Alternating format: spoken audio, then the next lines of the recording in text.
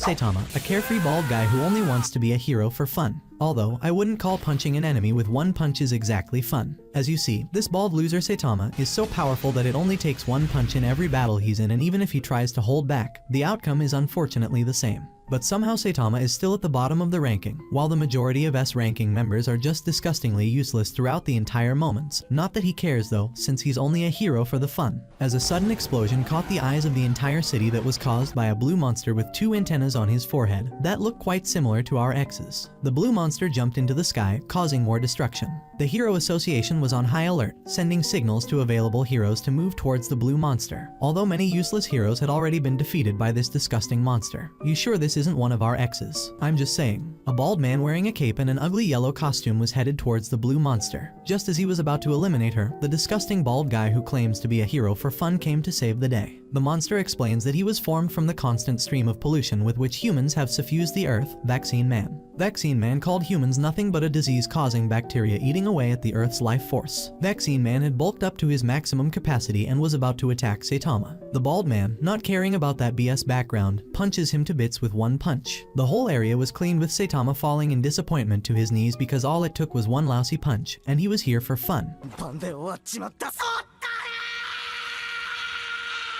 3 years earlier, believe it or not, this useless man was full of hair. While he was on his way when he ran into a half-human, half-crab monster. Saitama didn't run away after seeing the monster in front of him. Now is it because he was scared? Yeah, no. It's only because he was an unemployed loser like ourselves, rejected from many interviews on Indeed, and was in no mood to run. The monster let him go since Saitama's eyes were as lifeless as yours, and besides, the monster was hunting for a different prey, a big-chinned brat. Saitama went on his way when suddenly he ran into the same big-chinned brat. Saitama asked if his dumbass had messed with some crab monster, and the brat drew nipples on the monster with his marker. What'd I do? Go, just go. What? The hero was about to go away when the crab monster appeared and was about to smash the brat with his huge claws, but Saitama jumped in to save the brat from getting smashed. Saitama asked the monster if he was really going to eliminate that brat over some tiny prank. The crab couldn't care less about a brat since the monster had already eliminated dozens. The crab had the nerve to warn Saitama to step aside or else he would face the same fate. The monster tossed Saitama away like a piece of trash with a punch, but Saitama got up again with enthusiasm to become a hero and got laid right back down. Saitama jumped right up over the crab and grabbed one of its eyes using his tie, showing him no mercy, and his internal organs were pulled out, eliminating him in an instant. Fast forward to the present, Saitama remembered the incident when he was purchasing crabs from the supermarket. After that day when he defeated the monster, he trained so hard that he went bald. Saitama is now living the life he dreamt of, however he isn't exactly satisfied.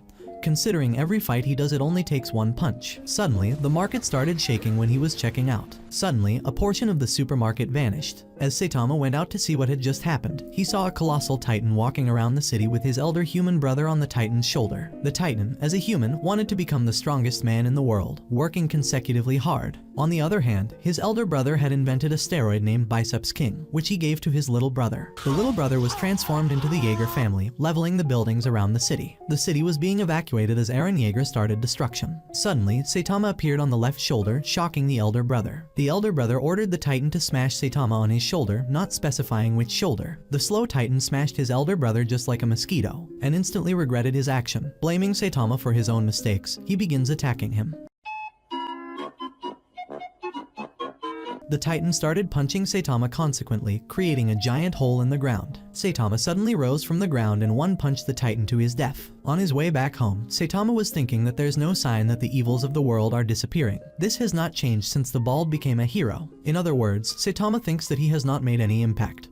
And he isn't sad about that either. But there is something bothering him lately. As the days pass, his emotions grow more distant. He feels none of the emotions, whether happiness or sadness. In exchange for power, maybe he has lost something that is essential for a human being. As Saitama was petting a kitty, suddenly another appeared in front of Saitama, introducing himself as Super Custom Yo 649 ZMK2, who is bragging about himself while Saitama is still wandering in the abyss of his own thoughts. Saitama shattered the monster without a second thought and continued what he was thinking. As he reached his home uninjured as usual, he started washing his gloves. When he is out fighting monsters, he never felt as if his heart is really in it. He just does hero things as a hobby. In other words, as long as he gets a kick out of it, that's all he cares about. The next day, Saitama woke up again with a blast. Suddenly, some strong monsters started attacking him in his sleep, finally making him bleed after 3 years. The monsters have decided to take over their surface worlds because they are suffering from overpopulation. They have already killed 70% of humans. The monsters have encountered no humans who can survive their punches just like Saitama. It has been too long since Saitama has come across such worthy opponents. Saitama shattered one of the monsters with his single punch and then continued kicking some others. He continued getting hit and hitting at the same time. Just when the monsters had thought that Saitama had been finished, Saitama came out of flames and continued massacring the monsters. This is the first time in years Saitama has felt this excited.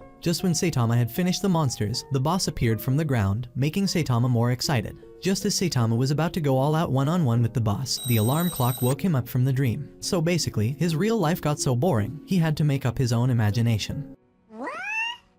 As he woke up, he heard the same voice from his dream. He got ready and jumped out of his apartment to fight. As the monster saw him, they raised a white flag and retreated back underground. It was at this point he started to realize maybe sleeping all day wouldn't be that bad, as Saitama was watching the news minding his own business. The news broadcasters were discussing a new type of mosquito outbreak, different from normal pesky mosquitoes. The news broadcast started a breaking news segment about a swarm of mosquitoes spotted in City Z, warning them that a farm was attacked by a swarm and was left with only the mummies of cattle. As Saitama was watering his plants, suddenly a single mosquito started getting on his nerves. Saitama, unable to slap the mosquito, literally started having beef with a whole bug. The city was alarmed about the demon-level threat and advised citizens to evacuate immediately. A robber who was robbing abandoned shops, thinking that a mosquito bite would do nothing, suddenly encountered the swarm of mosquitoes and was reduced to bones. Suddenly, the cyborg hero named Genos arrived on the spot to solve the problem. The queen was controlling the mosquitoes using some sort of signals, ordering them to hunt prey for her. Genos needed to get rid of the queen to disperse the swarm. The queen, thinking Genos was her next meal, ordered the swarm to attack him. Little did they know, Genos burned the swarm with a single fire blast attack. He began attacking the queen, who dodged his attacks while tossing him away like our exes did us. Genos used the same attack on the queen, but she said get that BS out of here. However, Genos managed to rip the legs off the queen at the cost of his left arm,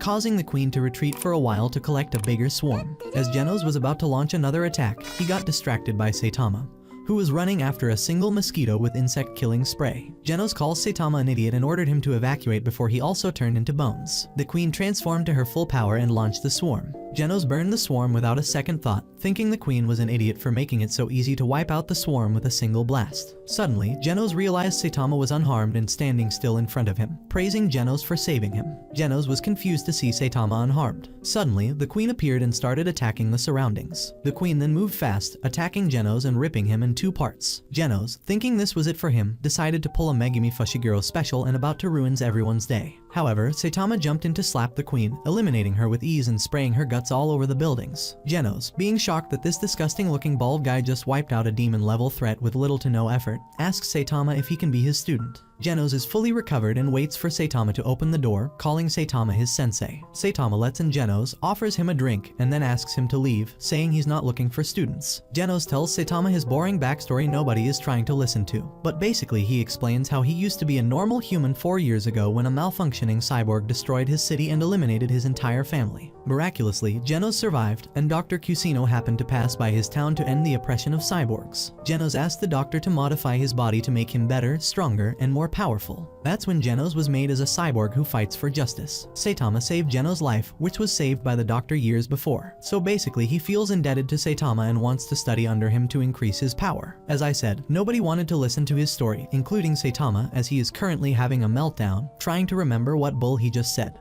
He continues to beg Saitama to teach him how to be stronger just like him. Saitama suddenly gets serious and tells Genos that he is currently 25 and didn't begin training until he was 22. Suddenly, a monster appeared from the ceiling, which Saitama destroyed with of course a single punch. 2 other monsters were outside, which Genos wanted to finish, but as Genos jumped down, the monsters were already half buried by Saitama, who warned them to never burst through his ceiling ever again. Suddenly, a mole monster, which I'm pretty sure is my uncle, grabbed Saitama's feet and buried Saitama up to his neck. A cyborg appeared behind Genos, asking him to get out of the way. Another lion monster, calling himself Beast King, appeared in front of Saitama, whose head was popping out of the ground. Genos is dealing with the cyborg who is from the House of Evolution. However, Saitama is bored to see these disgusting monsters, considering they won't even be worth his time, which clearly annoys Beast King. He threatens Saitama, thinking that this bald hero was all talk and no bite. Beast King attacks Saitama with his claw and enraged to use his full power. Saitama jumps around to dodge the attacks and counters with consecutive normal punches. Saitama has shattered Beast King's guts around the area and sets his sight on my uncle, who dragged him to the ground. Saitama chased the mole monster and also eliminated him with little to no effort. As Saitama looked around, he saw Genos interrogating the cyborg gorilla,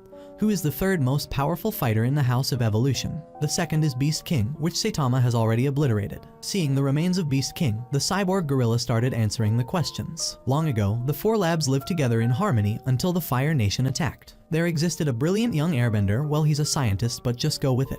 Only the scientist, master of all four human knowledge. However, when everyone needed him the most, he vanished to get the milk. He became disillusioned with the world. Though constantly showered with praise for the subtlety of his mind, none of his ideas or theories ever received even the slightest support from the scientific community. He wanted to advance the human species through evolution, but not a single person came forward to help him fulfill that dream. Thereafter, Genos devoted himself to research. It was only after Genos turned 70 that his efforts began to yield results. First, the scientist regained his youth. Next, he began cloning himself. Genos named his laboratory the House of Evolution, and together with his clones, he conducted countless experiments to create new species. Eventually, his experiments shifted to human subjects. The cyborg gorilla told Saitama everything he knew. But Saitama has nothing to do with all this BS. He wants a short answer explaining why he was attacked. The gorilla apologizes for knowing nothing more than that, but tells Saitama that Genos, his boss, is curious about Saitama's body. Saitama denies the gorilla, saying he is not interested in men, mistaking Genos into dudes. He clarifies that he wants to examine Saitama's body since Saitama surpasses normal human limitations for his research on evolution.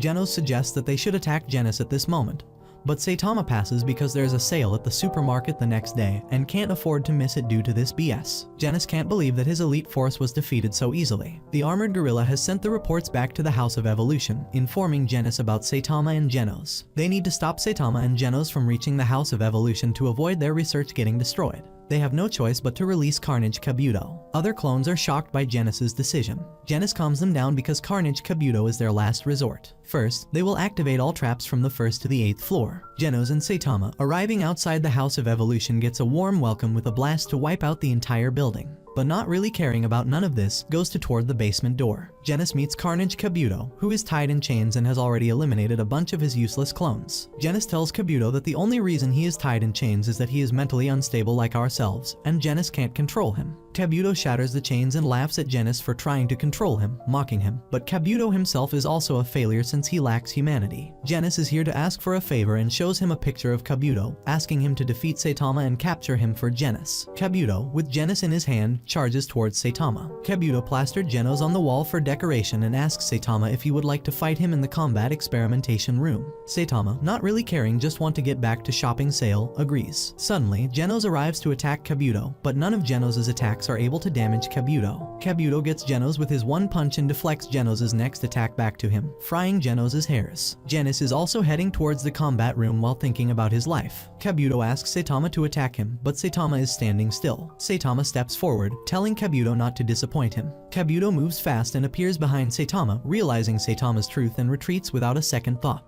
Even Genos is shocked because Kabuto is sweating all over his body. Kabuto's instincts are sending out danger signals just by looking at Saitama. Kabuto's yelling at Saitama demands the secret to his unbelievable strength. With a mischievous grin, Saitama builds suspense, only to reveal his simple yet effective regimen: 10 kilometers runs, 100 push-ups, sit-ups, and squats every single day for 3 years straight. Kabuto and Genos can't believe their ears and accuse Saitama of pulling their legs. But before they can wrap their heads around it, Kabuto undergoes a startling transformation into Carnage mode, unleashing chaos with a wild rampage that lasts an entire week. As Carnage mode takes over, Kabuto becomes a force to be reckoned with, leaving destruction in his wake, and Voka to wreak havoc once Saitama is gone. Kabuto starts attacking Saitama at his full power. Saitama, while taking the blows, thinking maybe he just get a real battle, suddenly realizes that he will miss the sale if he doesn't deal with Kabuto. Saitama gets crazy and punches through Kabuto, raining guts everywhere. Genos is left dumbfounded witnessing Kabuto being effortlessly defeated in a single blow. Genos swiftly suggests to Saitama that they dash to the supermarket, assuring they can make it if they depart promptly. With barely a moment's hesitation, Genos and Saitama vanish from sight. Meanwhile, as Genos gazes upon the colossal void torn open in the sky by Genos, he contemplates his own understanding of Saitama's BS plot armor. In the bustling city of F, amidst the towering office buildings and opulent penthouses, an unusual figure named Hammerhead stood amidst a crowd of disgruntled workers. Clad in experimental battle suits pilfered from some clandestine source, Hammerhead and his crew were on a mission to incite rebellion, envisioning a society where work was optional and support was provided for all. Their first act of defiance took the form of a protest outside a corporate office, but the indifferent gazes of the passers-by only fueled their determination. To prove their seriousness, they set their sights on demolishing the penthouse of the city's wealthiest man.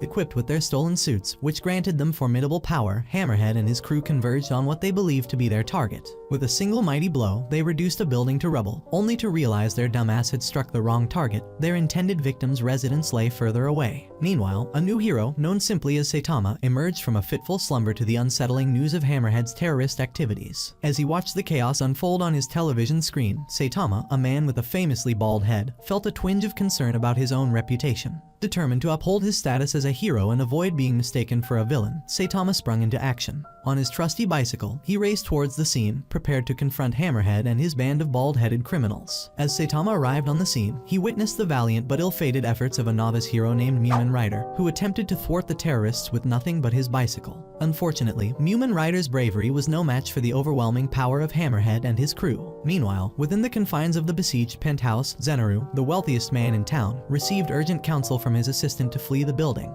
However, their escape was thwarted by a contract killer still bound by Zenaru's employer, a dangerous individual known only as Sonic. In a bid to turn the tide against the Paradisers, Sonic received a special suit designed to enhance his already formidable abilities. With swift precision, he decimated the ranks of the terrorists, leaving only Hammerhead to face him in a final showdown. Despite Hammerhead's ferocious onslaught of giant boulders, Sonic proved to be a master of speed and agility, effortlessly evading each attack. With a single stroke of his special white sauce blade, Sonic brought Hammerhead to his knees, effectively ending the threat posed by the terrorist leader. However, Hammerhead's formidable resilience allowed him to escape the clutches of justice, leaving Sonic to face an unexpected encounter with a useless, weak-looking bald guy. As Hammerhead fled into the night, Saitama confronted him with characteristic nonchalance, effortlessly shrugging off the villain's best efforts to defeat him. With a single punch, Saitama shattered Hammerhead's battle suit, leaving the would-be revolutionary humiliated. As Hammerhead slunk away in defeat, Sonic mistook Saitama for another terrorist, poised to strike with his blade until our hero, literally not giving a care in the world, hits him in the worst spot possible. And let's just say, this poor guy won't be having any mini-hymns for a while. Impressed by Saitama's composure and power, Sonic departed with a vow of vengeance, leaving Saitama to ponder his newfound status as a hero. Returning home, Saitama found solace in the company of his faithful companion, Genos, who shared in his disappointment at not receiving recognition for their heroic deeds. Determined to rectify this injustice, Saitama resolved to register as an official hero, with Genos at his side. As they embarked on the bureaucratic process of hero registration, Saitama couldn't help but crack a joke about the absurdity of filling out forms to save the world. With Genos by his side, Saitama looked forward to a future where their heroism would finally be acknowledged, one form at a time. At Hero Association HQ, Mumen Rider's promotion denial was settled, solidifying his position as a top C-class hero. Now, attention turned to the 55th Hero Certification exams, boasting 11,684 candidates across 6 venues, a 22% increase from the previous year. However, the numbers seemed irrelevant amid concerns about declining hero quality, prompting a call for more rigorous evaluation. Among the contenders was Genos, slated to participate in this year's exams. Meanwhile, at Venue 6, a peculiar figure caught the attention of fellow candidates. Clad in nothing but his blue underwear, Saitama seemed the epitome of average, until he effortlessly dominated every class, reducing punching machines to scrap and leaving his mocking peers in awe. In the changing room, Saitama crossed paths with Genos, the S-class hero hopeful who excelled in the written exam. Despite Saitama's stellar physical performance, he was dismayed to find himself relegated to C-class status. During his interview, Genos was questioned about the mysterious destruction of the House of Evolution, a query that swiftly earned him S-class certification, much to his confusion and the interviewer's haste. Disheartened by his C-class ranking, Saitama shunned any further acclaim, much to Genos' dismay, who was eager to remedy the situation. Their focus shifted to a seminar in the lecture hall, where they discovered themselves as the only participants listening to a lecture delivered by an A-class hero, who seemed unsettled by Saitama's laid-back attitude. Reflecting on the Hero Association's origins, spurred by a millionaire's grandchild's rescue, they returned home with newfound resolve, even if Saitama remained skeptical of his hero status. Elsewhere, discussions revolved around Genos' meteoric rise to S-class and Saitama's unmatched physical prowess, hinting at a divine presence within him.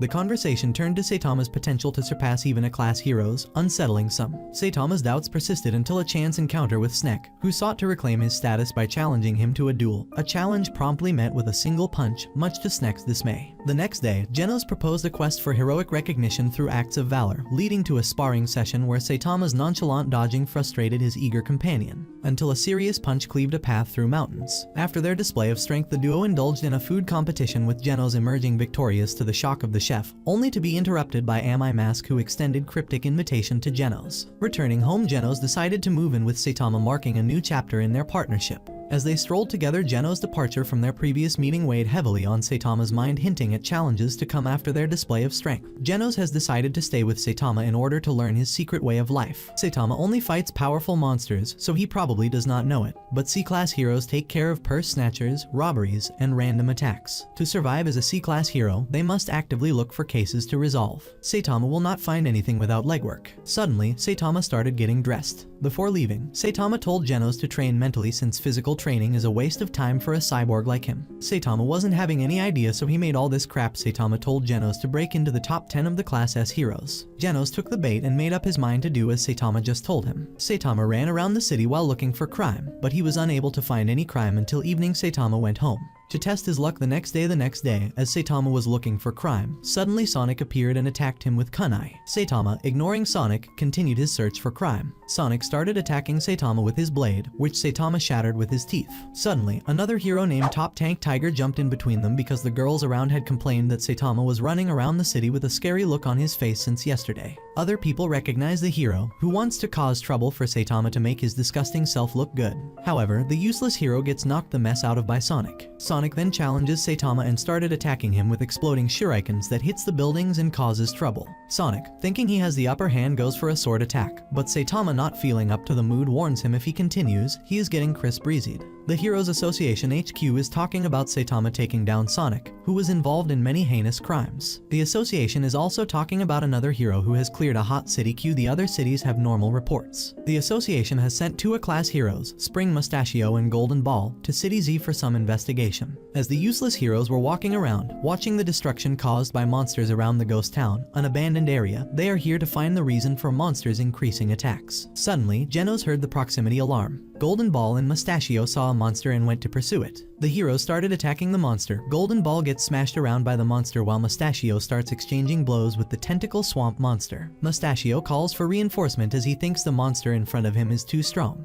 The swamp monster told Mustachio that he is from out of town and came to attend the meeting of monsters. Mustachio, who is completely injured and unable to hold on any longer against the swamp monster. As the swamp monster turned around after knocking out this useless side piece, the monster saw a bald guy heading towards him. The monster was about to attack Saitama, but Saitama knocked out the monster and had the nerve to use his tentacles for some konbu soup. That's some different level of disrespect right there. The reinforcements arrived and saw the signs that point to the existence of some horrible monstrosity. The HQ thought that some other monster finished the swamp monster, and the news has been broadcasted about another tough monster living in the ghost town. In the bustling halls of the Heroes Association HQ, tension crackled in the air like static before a storm. An emergency meeting had been called, and Genos, the fiery young disciple of Saitama, strode in, his metallic limbs gleaming in the fluorescent light. As he entered, he was greeted by Bang, the esteemed Silver Fang, whose reputation preceded him like a legend. Saying, "Genos, good for you to come here," Bang greeted with a nod. "We're facing a dire situation. A catastrophic asteroid hurtling towards City Z. It's a dragon-level threat, and time is not on our side." As the gravity of the situation sank in, Genos listened intently, his circuits whirring with urgency. Bang revealed the impending disaster. In 30 minutes, the colossal meteorite would descend upon the city, spelling doom for its inhabitants. He confided in Genos, admitting his own uncertainty on how to confront such a formidable menace. He implored Genos to evacuate his loved ones while there was still time, unwilling to abandon his family's ancestral dojo to the whims of fate. With a solemn nod, Genos departed, determination burning in his artificial heart. He made his way to the tallest building in the city, ready to unleash his full power against the impending apocalypse. But fate had other plans. Just as Genos prepared to unleash his might, another hero emerged. Bafoi, S-Class ranked 7, known for his ingenious inventions. With a flick of a switch, Bafoi's remotely controlled drone unleashed a barrage of missiles upon the meteor, creating a resounding impact that echoed through the city. Genos watched in awe as the destructive force unfolded before his eyes, but the meteor remained unscathed, mocking their efforts. Undeterred, Genos gathered his resolve, charging up for his own devastating attack. However, Bang's timely arrival brought a sobering reality: their efforts might be in vain. Yet, Genos refused to yield. With a surge of determination, he unleashed his most powerful attack, channeling the core of his being into a blazing torrent of energy. But even his formidable might proved insufficient to shatter the meteor. Defeated, Genos sank to his knees, the weight of failure pressing upon him. It was then that salvation appeared in the form of a caped figure, Saitama, the enigmatic hero known for his unparalleled strength. With characteristic nonchalance, Saitama approached the meteor and, with a single decisive blow, shattered it into oblivion. Yet, victory came at a cost. The destruction wrought by the meteor's fragments left City Z in ruins, its once vibrant streets now marred by devastation. In the aftermath, the Heroes Association took stock of the situation, recalibrating their rankings to reflect the events that had unfolded. I think we can all agree S-rank heroes just gotta be the most useless rank to exist. Genos, despite his valiant efforts, found himself ascending only one rank, a bittersweet reminder of the challenges that lay ahead. Meanwhile, Saitama's feats propelled him to the upper echelons of heroism, though everyone hated him due to the destruction he caused. Even though he saved him. Honestly, just become a villain at this point. As Saitama wandered through the wreckage of the city he had saved, he couldn't help but notice the irony. The supermarket where he once hunted for bargains lay in ruins, while the dingy apartment he had been unceremoniously evicted from remained unscathed. And then, as if by cosmic irony, trouble found him once more in the form of Tank Top Tiger and his zealous brother, Tank Top Black Hole. Accusing Saitama of cheating his way to the top ranks, they sought retribution with fists clenched and egos bruised. But in the face of adversity, Saitama remained not caring. As the crowd gathered, casting blame upon him for the city's destruction, he stood his ground, not caring about the world around him. It was then that Genos arrived, a beacon of unwavering loyalty in the storm of doubt. With steadfast determination, he stood by Saitama's side, offering his support in the darkest of hours. And as the world turned against him, Saitama found solace in the steadfast friendship of his disciple, knowing that no matter the odds, they would face the challenges ahead together. The next day, a sea monster with tentacles has emerged from the sea. Newman Rider is on his way to defeat the monster, but Saitama is already there and has defeated it with his trademark nonchalance. The internet is buzzing about this mysterious C-class hero who effortlessly dispatches any monster that crosses his path, no matter how formidable. Meanwhile, other sea monsters have surfaced to attack humans, prompting the arrival of the 11th ranked class hero, Stinger, to defend the city. While Genos is busy cleaning dishes, he excitedly informs Saitama that his rank has jumped from C rank 5 to C rank 2. Suddenly, Genos receives a distress call about a group of sea monsters, calling themselves the Clan of Sea Folks, attacking the surface. In City J, Newman Rider is bravely heading towards the onslaught. Meanwhile, Stinger finds himself overwhelmed by the monsters until he manages to pull off a spectacular 4-monster takedown, only to face the boss monster who effortlessly takes him out with a single blow. As the threat level escalates from tiger to demon, chaos ensues in the city. The king, making his way through the deserted streets, takes down hero after hero with ease. Lightning Max is saved from a devastating blow by the timely intervention of the S-class hero, Prisoner, who is serving a life sentence for his inability to resist attacking beautiful men. He's just like me. Deep Sea King appears, challenging Prisoner to a brutal showdown. Despite Prisoner's valiant efforts, he is overpowered and thrown through buildings. Sonic steps up to face the monster, boasting about his speed, only to find himself outmatched when Deep Sea King bulks up and becomes even faster. All these heroes are motherfricking useless. I'm sorry, someone had to say it. No reason the villain's doing a better job than them. Newman Rider encounters Saitama and instantly recognizes him. As Sonic races for safety, he warns Genos about the strength of the Deep Sea King. The monster, intent on slaughter, crashes into the evacuation shelter, where 4 heroes, including 2 CS, 1B, and 1A, attempt to stop him, but their useless asses are defeated. I'm not even surprised no more. Genos arrives, giving me a little hope to challenge the king, while Saitama, casually picking up Newman Rider's dropped phone, intercepts a call from the Hero Association, who advises Newman Rider to retreat for his own safety, realizing the monster is far beyond his league. Genos starts attacking Deep Sea King with his powerful blasts, but of course it's not enough to take down the monster. He somehow lets his guard down and loses his right arm before the battle even started. As HQ orders Saitama to move towards the evacuation shelter, Genos, determined to protect the public, urges them to escape.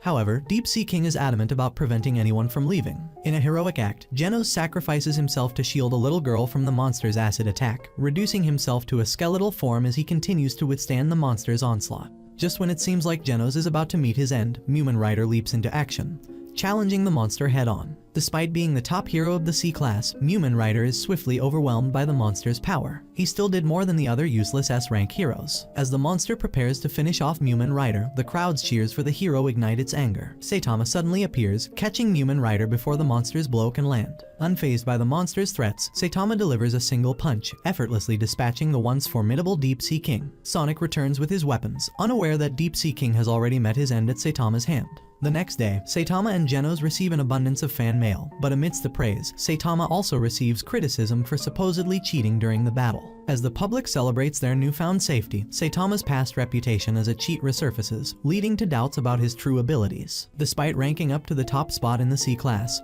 Saitama faces scrutiny from both the public and the Hero Association. However, he agrees to move up to the B rank and receives a promotion. Meanwhile, Stinger and Max stumble upon a newspaper article revealing Puri Puri prisoner's status as an S-class failure, prompting them to flee from him in panic. Saitama encounters Mumen Rider in a local food stall and receives congratulations on his promotion. Reflecting on their encounter, Saitama realizes the impact of Mumen Rider's gratitude for his heroism. In the end, despite the doubts and criticisms, Saitama remains careless in his resolve to be a true hero, proving that his strength goes beyond mere rank or reputation. And hey, who knew taking out monsters could lead to so much paperwork and drama, right? As the dust settles from the demise of Deep Sea King, a new threat emerges in the form of a Godzilla-like monster intent on reclaiming its dominion over Earth. Despite relentless missile strikes, the creature remains unscathed. Enter Tatsumaki, an S-rank hero, propelled towards the colossal beast. Tatsumaki faces off against the creature, revealing itself as the Ancient King, only to narrowly evade its crushing foot and counter with levitation powers. Just as Godzilla prepares to unleash its devastating breath, a massive meteor controlled by Tatsumaki's telekinetic tornado descends from the sky, reducing the monster to ash. Meanwhile, Bang attempts to impart his martial wisdom to Saitama and Genos at his dojo, but the duo dismiss him as a senile old man.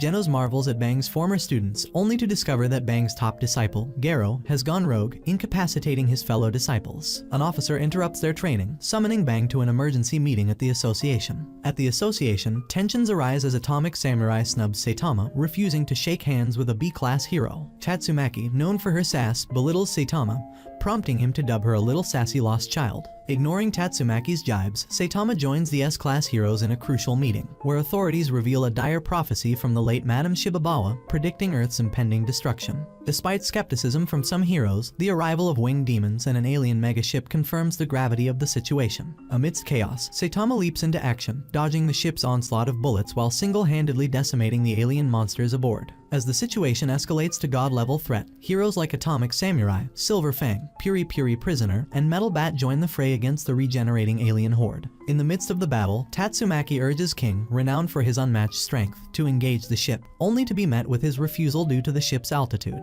Unbeknownst to them, Saitama has already infiltrated the ship, seeking out its leader. As the heroes clash with the relentless alien onslaught, Saitama's search for the boss intensifies, leading to an inevitable showdown that will determine the fate of humanity. And amidst all this chaos, you'd think Saitama would at least have time for a quick snack break, right? The commander was shocked to see Garibas, their best warrior, being defeated so easily. Now, only Melzargard and the Octopus commander, Juryuvinshup, are the elite fighters left. Lord Burroughs has arrived in the command room, where the octopus monster was eyeing the situation. Since Saitama has boarded the ship, in just 4 minutes, 23% of the ship has been destroyed. Burroughs is shocked to hear that one of his elite soldiers has already fallen as the news about a mysterious aircraft is being broadcasted on the news. The prisoner is exhausted after fighting Melzargard, who heals quickly no matter how hard it is hit. Bang jumps in and starts attacking the monster. Suddenly, Melzargard separates a fragment from his body and sends it towards the ship, but the fragment is destroyed by Metal Bat. The octopus commander informs Melzargard about an intruder on the ship, which shocks him. The monstrous octopus is desperate to retrieve Melzargard and thwart the intruder's progress, but the formidable S-class heroes stand firm, refusing to let him slip away unchallenged. In a stroke of tactical brilliance, Metal Bat discovers the key to vanquishing Melzargard, a core marble hidden within the creature's resilient form.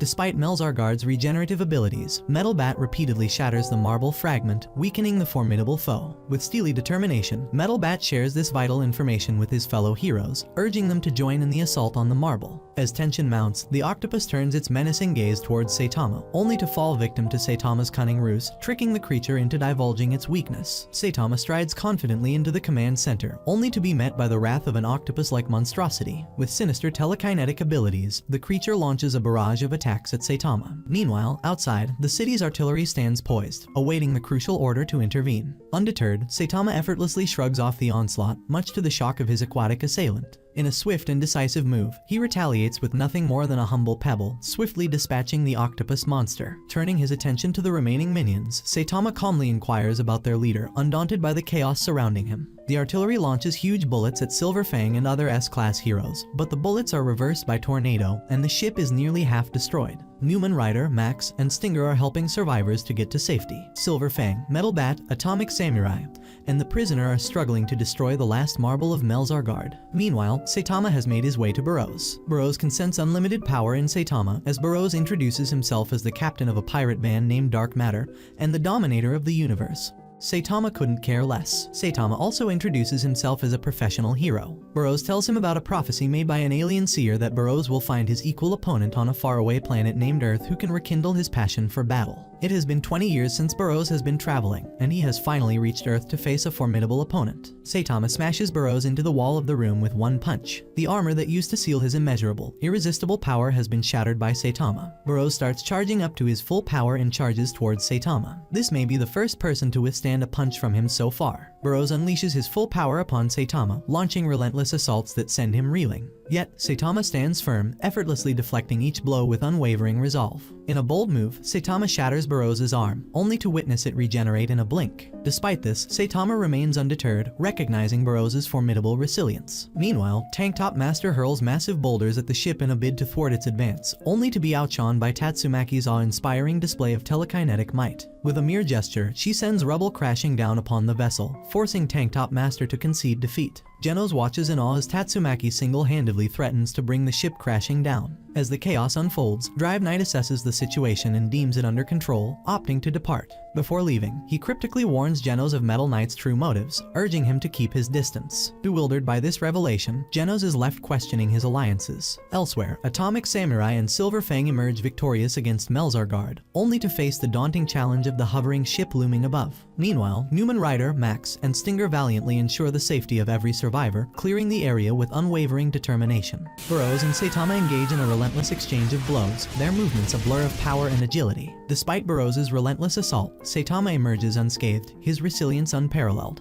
Among the countless adversaries Burroughs has faced, Saitama stands alone as the sole survivor to withstand his onslaught. Burroughs attacks Saitama with a blast cannon, but Saitama is still unscathed. Burroughs starts telling Saitama that he has godlike traits of self-healing physical powers and latent energy beyond what Saitama can comprehend. Burroughs has healed his right arm. Suddenly, Saitama gets bored of Burroughs' self-bragging. Burroughs gets furious and hits Saitama with some serious blows that have the impact of strong missiles. Burroughs hits Saitama with such a strong attack that launches him into space and lands him on the moon. Saitama jumps back to Earth after leaving a giant dent in the moon. Burroughs is exhausted with enormous stress, which shortens his life. As Burroughs catches his breath, Saitama lands back on the ship. Burroughs is confused beyond belief and charges towards Saitama with everything he has got. Saitama punches Burroughs and makes him bleed. Saitama shatters Burroughs into bits with his consecutive punches, but Burroughs heals quickly and starts charging up his strongest final attack, which is melting the metal of the ship. Burroughs launches the classic star-roaring planet cannon at Saitama, who counters with a serious punch. The punch is so strong that it splits the sky while finishing Burroughs,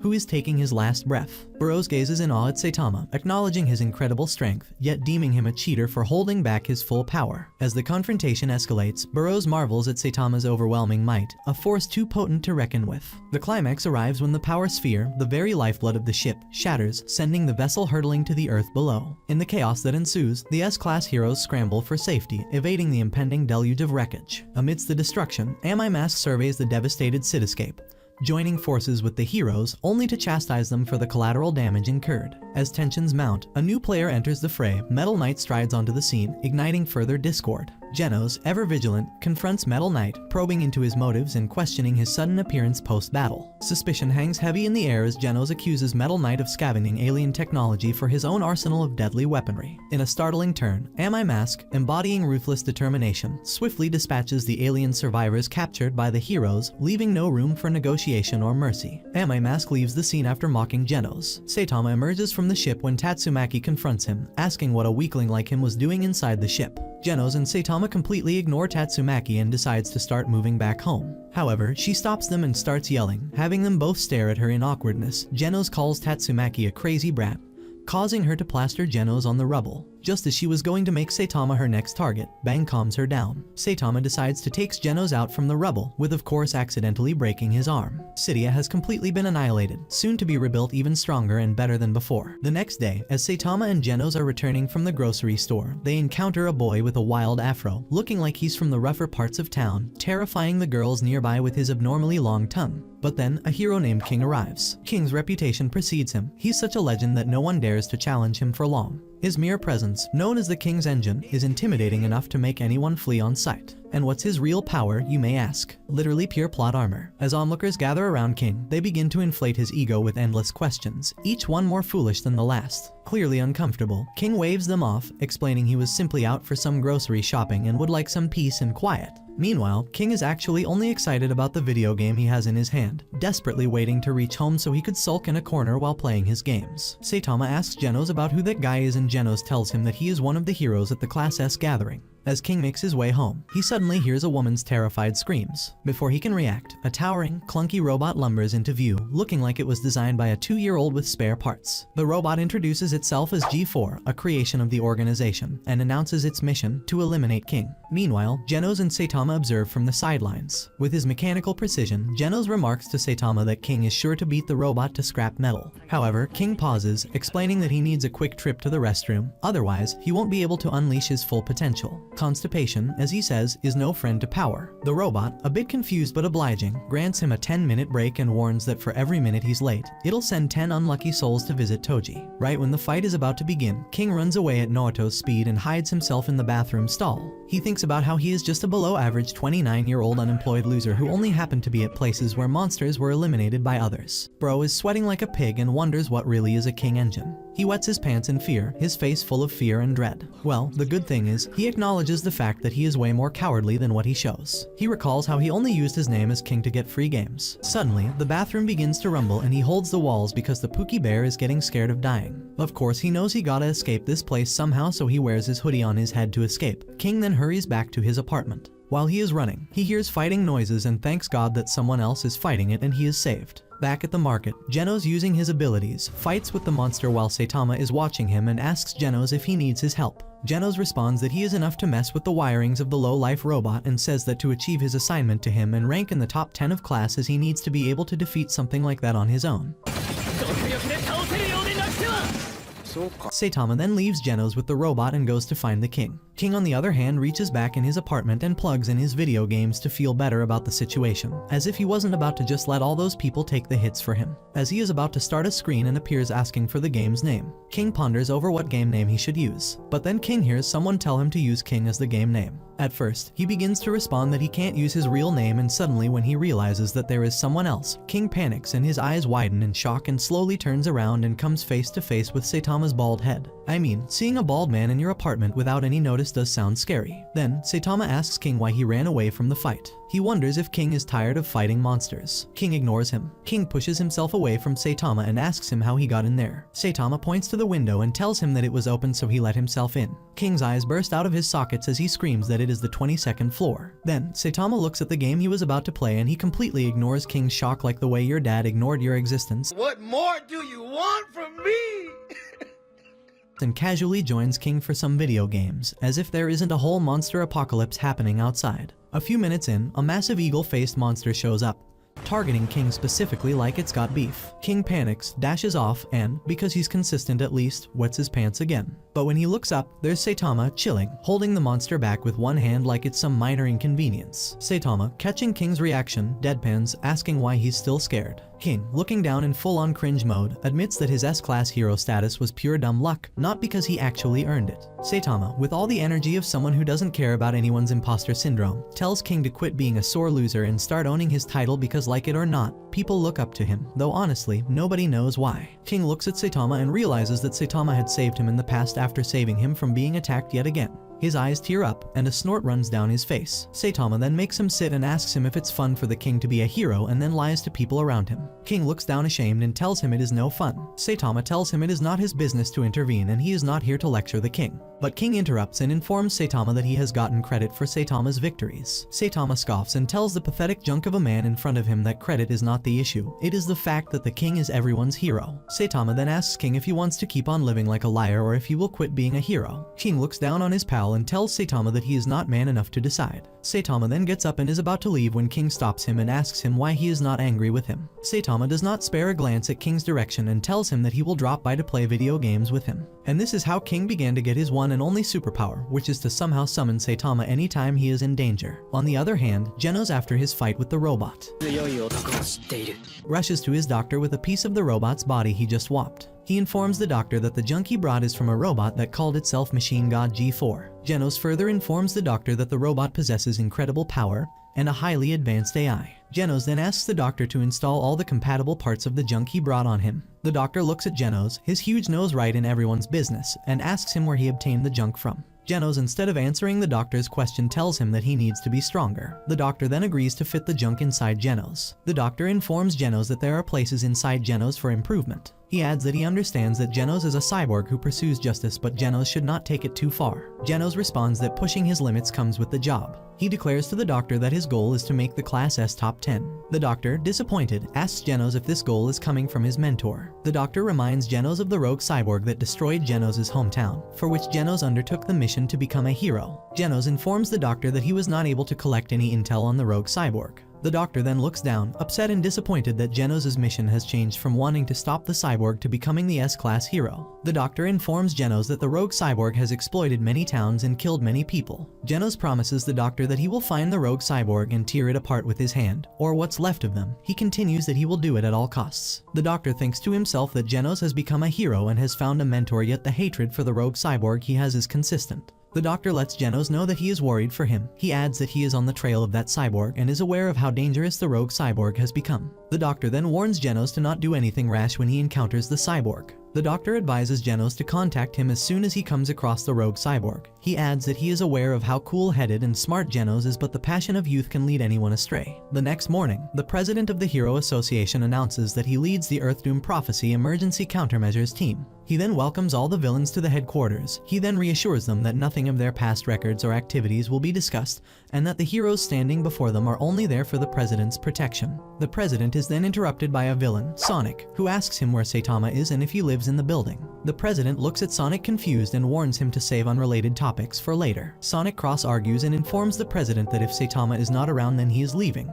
The heroes warn Sonic against leaving, but he instead brings out a bunch of papers and starts reading the meeting minutes of the current meeting, which is not even concluded. Sonic then scoffs that he would rather puke his guts out than play hero with the Hero Association. A man named Garu interrupts the meeting. When Sonic leaves the meeting, the heroes ask the president if he has the approval of the association to ask for help from villains. The president pathetically growls and tells them that he has the approval of the association. He then focuses his attention back on the villains and tells them that mankind is on the verge of collapsing as if they cared, and they will not be able to save it unless heroes and villains unite as one. He tells them that the heroes under their assigned classes are not enough to fight against the aliens. The president then makes an offer to grant them anything they desire if they agree to the terms and conditions laid down before them. A voice interrupts the meeting. He remarks how accurate is the prophecy of aliens taking over the world. He boasts that the prophecy is right to the extent that all the nobodies combined in the meeting room would not be able to take him down. The president asks the mysterious man who he is. The man introduces himself as Garu, then continues that he has taken down many heroes and he can easily take down everyone here.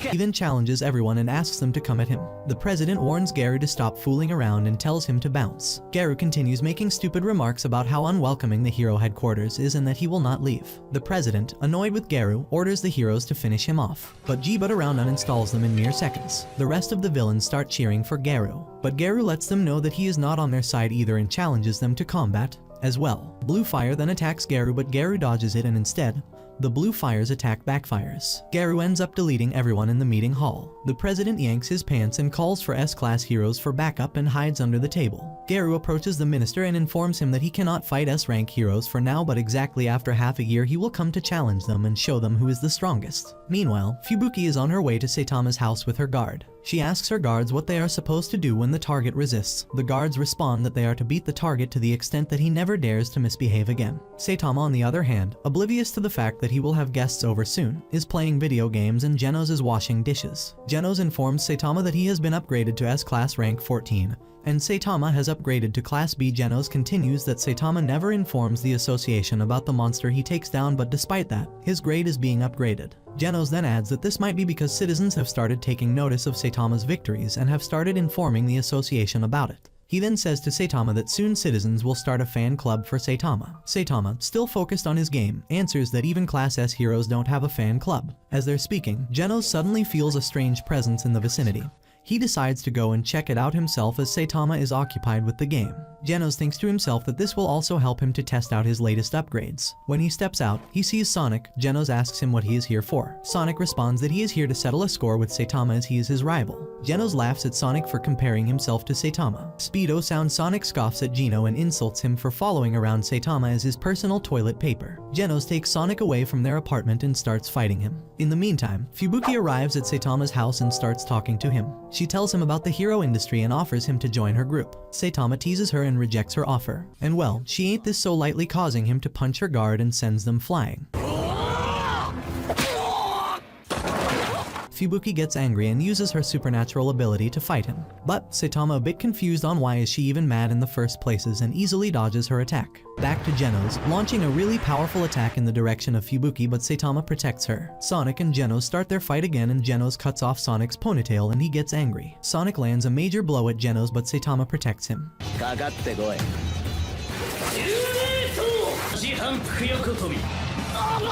He tells Genos to stop behind because Sonic came after him. Sonic gets all fired up. He uses his ultimate skill and creates 10 after images of himself. Fubuki is surprised. She thinks that Saitama doesn't have any chance against him. Saitama uses his speed and creates unlimited after images, which makes Sonic surprised and he accepts his defeat. King comes to Saitama to get his game back and Fubuki is surprised because she also wants to be his friend.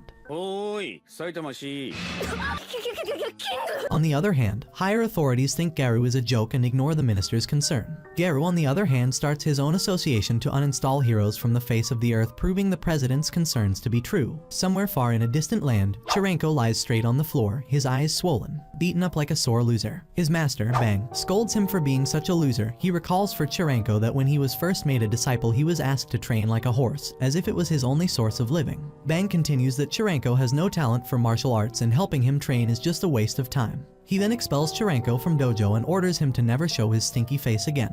Chirenko, disappointed, goes to meet up with Saitama. He tells him everything that has happened at the dojo. Saitama listens to him intently, while Genos, Fubuki and King make mindless remarks about how Chirenko is disturbing their gaming sessions. Chirenko asks Saitama for his help. Genos, who is listening to Chirenko's yapping, makes a guess that Garu might be involved in Chirenko's expulsion. Chirenko gasps and tells them that Garu was kicked out of the dojo last year. Genos explains to Chirenko that Garu has been classed as a criminal. Bang meets his brother who is concerned about Garu. He tells Bang that if they won't stop Garu, he will come to attack him at his dojo. Both brothers decide to hunt Garu and defeat him before he gets more powerful. And a warning to you all, this is going to be the most disrespectful fight of all time, so be prepared. While Chirenko is on his way back, he hears Garu's voice while he is hunting a hero. Suddenly, a bunch of other heroes come out to take revenge and there is also an S rank among them. The S rank hero's name is Tank Top and he gets defeated by Garu because he uses Bang's technique. Chirenko jumps in to fight with Garu but he gets injured seriously. On the next day, Saitama visits the hospital to check on Chirenko and others. Chirenko gets excited upon seeing Saitama. Saitama narrates some news to Chirenko about a butt-kicking monster who took down several heroes in one go. Chirenko explains that it was not a monster but a human who did it. Saitama was surprised. Then Tank Top interrupts and informs Saitama that Garu's moves were sophisticated martial arts techniques and that he was strong as heck. Saitama asks Chirenko in a hushed-up voice who the huge buff is. Chirenko gasps and tells him that the huge buff is a S-class hero. Tank Top shares everything he knows about Garu, sparking Saitama's sudden interest in martial arts. Chirenko hands him a ticket to an upcoming martial arts tournament, and Saitama is taken aback to see a prize of 3 million yen. Motivated by the reward, he decides to enter the tournament. Garu notices a young boy reading the hero's almanac and asks him for the latest information. The boy eagerly shares details about various heroes, but Garu dismisses him, claiming monsters are far more intriguing. Rising to his feet, Garu leaves, intent on hunting heroes, and heads to a bar where he confronts Golden Ball, an A-rank hero. A fierce battle ensues, with another A-rank hero joining the fray. Though Garu ultimately defeats both heroes, he sustains injuries in the process. Nearby, Saitama is shopping for a wig when he crosses paths with Garu. Mistaking Saitama for someone pursuing him, Garu attacks, but Saitama remains unharmed. Wondering who is this nobody trying to steal from him. With a frightened face, this man's looks like he just seen the face of death. And well, since he thought he was trying to steal, Saitama chose to give him a nice tap on the shoulder.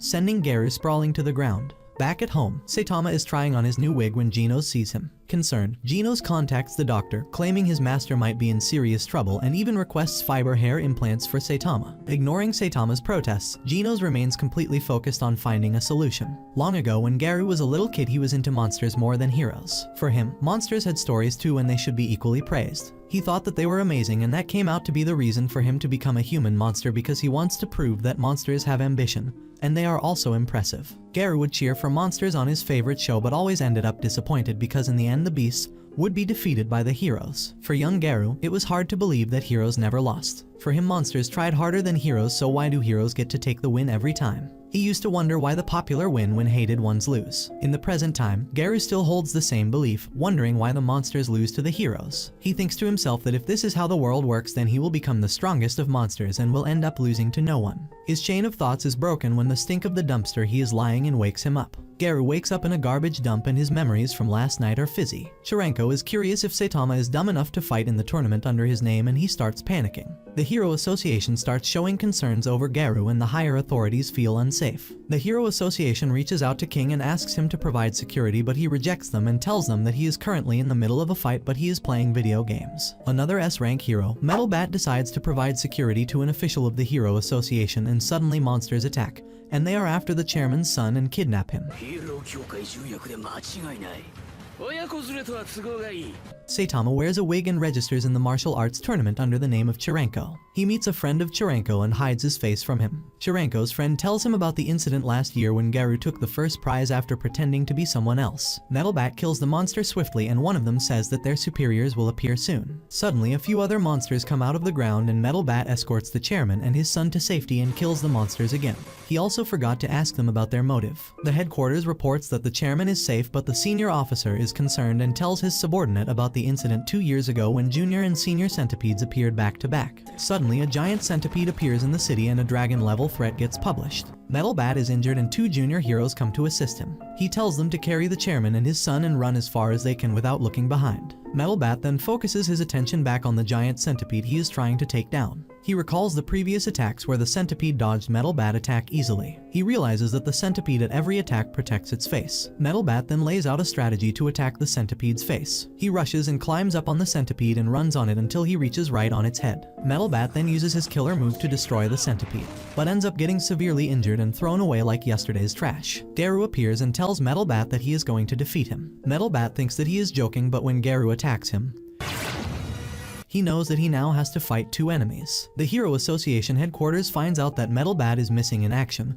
and they get concerned and decide to request backup from a rank hero and above. They look at the monster before them on screen and declare it as a dragon-level emergency. They discuss the strategy to take the monster down. One of the members points out that the King S-Class hero is busy with some other monster, but other S-Class heroes remain missing. The heroes who are carrying the chairman and his son get cornered by the Elder Centipede, and they start thinking that they will die, but Metal Knight, an S-rank hero, appears and attacks the monster. The C and D rank heroes start running again, but they get surrounded by other monsters. Suddenly, a big crowd of monsters starts appearing in the city, and headquarters knows that they are not capable of handling it. Metal Bat gets severely injured and he is bleeding out, but Garu decides to kill him as fast as he can. Metal Bat starts attacking Garu using his skills and strength, but Garu dodges them and lands blow after blow on Metal Bat.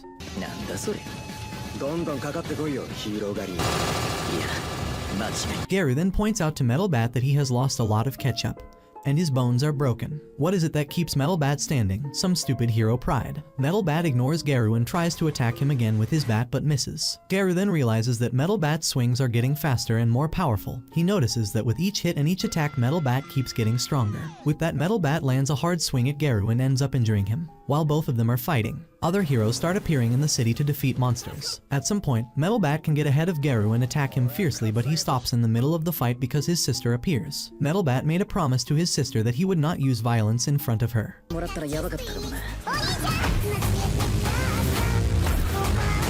Garu tries to take advantage of the situation, but Metal Bat's sister covers his brother as a shield, and she keeps telling Garu that it is over. Garu walks away because he remembers that he has to do something else. Metal Bat tries to continue his fight but falls to the ground unconscious. The monsters see Garu and they decide to invite him to the Monster Association, but he is rejected. Saitama walks onto the stage with another martial arts artist, and Genos starts cheering him on from the crowd. Zakos, another martial arts participant, makes fun of Saitama and says that he is weak, while Chirenko's friend tries to explain to him that he has to try his best. Bang and Tatsumaki start fighting monsters in the city, and they turn the tides and help others. Saitama gets ready for his match, and it is against Zakos, who starts teasing Saitama that he is weak and he will defeat him. The match starts and Zakos moves forward to attack Saitama, but he punches him in the face and sends him flying. The crowd starts laughing because Zako's made a joke out of himself. Saitama is going to fight Bakuzen, who observes Saitama's fight and finds out that it is not going to be easy. In the martial arts competition, the people go absolutely nuts when they see a man walking toward the ring. King informs Saitama that the energy of the crowd is going crazy. Saitama with his ugly wig wonders why that's happening. But then the announcer makes the call that it's Suryu who is walking into the stadium. The announcer screams that no one thought Suryu would ever walk again in a martial arts combat. But here he is, standing before the crowd in his glory. The combat begins with Suryu first facing Max. When Max notices Suryu, he wonders if Suryu is actually that better than him. But then he reassures himself that he is better than everyone around. When he finally faces Suryu, he scoffs that taking down Suryu will be a walk in the park. But faster than he can finish flexing, Suryu lands a single kick. And boom, he's flat on the floor, looking like someone unplugged his batteries. On the bleacher, just as Genos is about to chill, he gets a message about a ton of monsters near the tournament. He gets off to fight the monsters. Meanwhile, Snakebite Snek, who's looking like a cheap Christmas decoration, manages to beat his opponent, Benpatsu. The announcers start getting warnings about the monster outbreak and are ready to evacuate the audience. As they are about to make the announcement, Bakuzen enters, looking like a knockoff action figure from a discount store, flexes his muscles, and convinces them to keep everyone seated as they are safer here. In the ring, Sourfist faces Jacuman and wins his match against Jacuman, and they part ways on good terms. Then comes Saitama, struggling to tie the elastic on his trousers, while Bakuzen brags about how he'll destroy him and eat his hair off like a bad wig from Wish. But when Bakuzen dares to touch that wig, Saitama comically punches him out of the tournament in one hit, sending him flying as he got yeeted into orbit. Suryu, witnessing all this, can't help but be impressed. Genos is meanwhile slashing through monsters like they're made out of paper, but one, the demon-level awakened cockroach, keeps on dodging Genos, making it hard for Genos to attack him. Then Genos uses his special ability to finally get hold of the monster, but the monster escapes Genos' wrath. On another battlefield, Duess, dressed in cheap Shane factory ribbons, her plots on full display, has successfully brainwashed Fubuki's henchmen, turning them into her puppets. However, Fubuki, ever the Ice Queen, repels their attacks. Duess mocks her, saying she's only doing this to face Tatsumaki, but Fubuki warns her that the moment she gets hurt, Tatsumaki will know. Right on cue, a monster crash lands near them, and Tatsumaki herself shows up. Duess orders the mind-controlled henchman to attack Tatsumaki and makes a run for it. But Tatsumaki, in true style, casually eats the henchmen into buildings, leaving them stuck to the walls like bugs that just met the business end of a fly swatter. Back in the tournament, Suryu faces off with Snek, dodging his attacks like it's child's play. As Snek gets frustrated, Suryu mocks him for being ineffective as a hero, saying he gained power without any real purpose. This taunt gets Snek all fired up, but Suryu knocks him out with a single blow, musing that no matter what happens, the truly strong will always survive, calling Snek a sore loser. While Snek is beaten up like a sore loser, Garu trails after Watchdog Man. Whereas Saitama is reading in the stadium's bathroom and a dragon-level monster, Gaudescu defeats Genos. Meanwhile, Amai Mask's concert is attacked by a group of monsters, and another group of monsters takes over the hospital where Mumen Rider and Tank Top are. In the prisons, a monster named Nyan looks for Puri Puri's prisoner, but is informed that Puri Puri escaped prison to fight monsters. On the other hand, Metal Knight gets captured by Jayoro and Arachi. The whole city falls under the attack of monsters. In the Monsters' Cave, a monster lets its president know that the Hero Association has been greatly weakened by their shenanigans. The Monster King Arachi is told by Jayori that the Monsters Association's victory is near and that they will soon be able to take over the world. The Hero Association gets word that Watchdog Plaza is under attack by a group of monsters. Before they can make a move, Child Emperor, S-Class Hero Rank 5, sends out his robot, Underdog Man number 22, to analyze a monster named Eyesight's poisons and find a cure for the paralysis. Afterward, he tries to pull a fast one by detonating Underdog Man near Eyesight, hoping to blow her up, but it doesn't go that smoothly. Instead of dying, Eyesight transforms into a creepy, ugly insect. She manages to track down Child Emperor, but just when she's about to end him, Pig God rolls in and literally eats her whole. Meanwhile, Death Gatling gathers some heroes to take on 100 Eyes Octopus. They're all hyped for battle, but before they can do much, Flashy Flash arrives and cuts the octopus up with his ridiculous speed, moving faster than your Wi-Fi going down. Right when he's about to finish it off with a dramatic move, Tatsumaki swoops in and casually wipes out the octopus. On the flip side, Atomic Samurai heads to a meeting with the Council of Swordmasters to talk about the Garu problem. Nichiren, Zanbai, and Amahara agree to help him. But Harajiri shows up looking like a mess and pulls out monster cells, bragging about how he's teamed up with the Monster Association.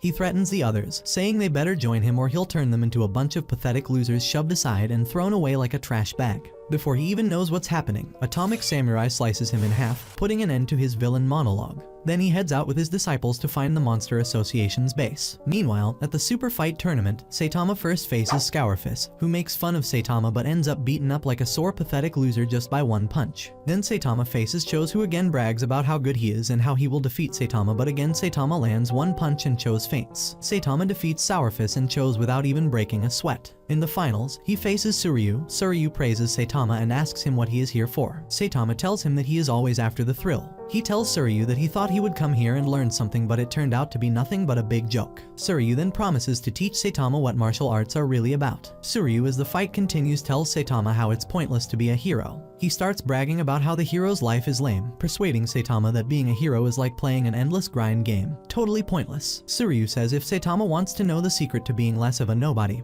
he should start chasing thrills like him. Saitama, visibly annoyed, lets Suryu kick him in the head. The wig flies off, and Saitama is finally exposed. Saitama then throws a quick punch, but holds back, causing a shockwave so powerful that Suryu's clothes get blasted off, turning him into a muscular, stunned statue. Saitama gets disqualified, but Suryu, still salty, attacks again with his final move, Void Phoenix Ascension Fist. Saitama is unfazed by the assault. When Saitama says that martial arts are techniques that make you look cool, then he starts rotating like a pizza in the oven, dodging Suryu's attacks effortlessly, and starts spinning around. Suryu tries to attack Saitama yet again but is knocked back by Saitama into a wall while taking Saitama's white belt, resulting in Saitama's pants falling down. Despite Suryu embarrassing Saitama with that action, he is still in deep shock that he lost. In the post-credit scene, Genos wakes up from the wreckage, and a monster is heading toward the martial arts tournament. Suryu goes in one last time but gets yeeted into a wall like a trash can, and gets in deep shock for losing it to Saitama. During the closing ceremony, the host appreciates Suryu and says that despite the mishap, Suryu came out unscathed. Suryu wonders unscathed. He thinks to himself that had Saitama not stopped short, he would have turned into dust. Suryu's chain of thoughts is broken when the host adds that the arena is surrounded by the monsters and they are ready to attack. While Suryu is being handed a trophy he clearly didn't win, the stadium is suddenly attacked by the monsters. The huge monsters come flying down in the arena holding Logi, Dave, and Bazuzu, the competitors who were taken to the hospital. Then enter Gautesco. He stomps on the fighters who try to run. Gaoketsu scoffs at how the martial arts have fallen and the entire arena is filled with trash and no real fighters. Gaoketsu then announces that everyone inside the arena will be turned into a monster. Gaoketsu declares that turning the bunch of clowns into monsters will be useful to the Monster Association. Lightning Max and Snek rush to stop Gaoketsu but both get knocked aside like paper airplanes. Gaoketsu reveals that years ago, he lost a battle with a monster but didn't die. He was taken by their association and transformed into a monster himself. He says that the Monster Association promised to fulfill all his ambitions. He tells the people around him that he has brought the same fate for them. He throws some monster cells to the martial artists and makes them an offer to become a monster or get deleted. One of the martial artists goes in and inhales the monster cells, but the strength becomes so unbearable for him that he ends up uninstalling himself. Chose, eager for more power, eats the slimy thing and turns into a hideous looking monster. One by one each martial arts fighter starts eating the monster cells for energy, strength, and ultimate power. All except Suryu, who says that he lives for thrill and does not want his life defined like others. Chose then starts attacking unarmed people, but Suryu steps in and beats him down. Chose gets up again. Suryu tells him that Chose is not bad at fighting. Chose gets irritated at Suryu's remarks and starts generating some huge power ball between his horns. Suryu, not even fazed by the ultimate power showdown before him, rushes towards Chose, holds him by his horns, and breaks them away from his head. Suryu then lands a kick and Chose gets thrown away into the wall. Suryu then wipes out a few other monsters as well. He picks up the monster cells thrown at him by Gaoketsu and throws them back at him. In response, Gaoketsu sends his monster crows to attack Suryu, including Sourfist, and they pummel Suryu like he's nothing but a punching bag. Bakuzen watches everything unfold, admitting that he's always hated Suryu but also knows he could never beat him. Deciding to change that, Bakuzen grabs 3 monster cells to keep Suryu from being tempted and eats them all. However, the overload causes him to faint on the spot. Before the monster crows can feast on Suryu, Lightning Max and Snek come to his rescue, beating the crows into oblivion. They try to stall Gaoketsu to buy Suryu time to get help. But Bakuzen, fully transformed into a monster, wakes up and absolutely eats Suryu, pummeling him nearly to death. Meanwhile, Mumen Rider and Tank Top Master are busy defending the hospital where Chirenko is staying. Back at the Coliseum, Bakuzen arrogantly declares himself the strongest after beating Suryu, but Gaoketsu quickly reminds him who's boss by almost killing him with a single punch, which also destroys part of the Coliseum. Gaoketsu warns Bakuzen not to get too cocky, then receives a message from Gyoro to retreat since S-class heroes are approaching. He leaves, but not before reminding Bakuzen to stay in his lane. As Suryu lies beaten and helpless, he weakly pleads for Bakuzen to spare him, saying he's already won. But Bakuzen, enjoying the suffering, prepares to stomp on Lightning, Max, and Snek. Just as Suryu cries out for help, Saitama arrives at the last second to save the day, stepping in to face Bakuzen. Suryu watches Saitama entering the stadium. His eyes fill up with tears as he sees Saitama closing in. Saitama tells Suryu that he heard his call for help, so here he is to help him out. He appreciates Suryu and his outstanding skills and tells him to leave the rest to Saitama. Suryu, all beaten, looks up at Saitama, walks up to Bakuzen and recognizes Saitama's bald head from earlier. Bakuzen recognizes Saitama as the guy who knocked him out earlier with a single punch. Furious, he launches a full-force attack at Saitama, but once again, Saitama blocks and finishes him off with one effortless punch. Afterward, Saitama introduces himself to Suryu as a hero and explains that he joined the martial arts tournament to track down the hero hunter, Garu, and to see what martial arts are about. Saitama starts to leave, but Suryu begs him to stay because Gaoketsu is still out there, but Saitama still walks out. As Suryu listens to the sounds of fighting and destruction, he assumes Saitama has been defeated, until Gaoketsu's severed head lands at his feet like a deflated basketball. Suryu looks up in disbelief as Saitama returns completely unharmed. Saitama casually tells him to keep quiet about what just happened. Still in shock, Suryu asks if he could become a hero too. Saitama nods, saying that if someone like him could do it, anyone can. Suryu then asks if he could be Saitama's disciple, but Saitama quickly refuses without hesitation. Later in the evening, Saitama reflects on his experiences and realizes that despite everything he's done with martial arts and the Hero Association, he still hasn't had any fun. King later meets up with Saitama and suggests that his focus on being the strongest hero has caused him to lose sight of himself. He advises Saitama to aim to be the best hero instead. Saitama dismisses the idea as boring but regains some motivation when King offers to challenge him to a game using only 2 fingers. Garu, on the other hand, faces off against Watchdog Man but is defeated due to the hero's unpredictable, animal-like fighting style. Although beaten, Garu feels excited about what he could learn from the experience. As he walks off towards his next target, Garu spots King. He prepares to attack him but is suddenly kicked into a concrete wall like a pathetic bug by Saitama.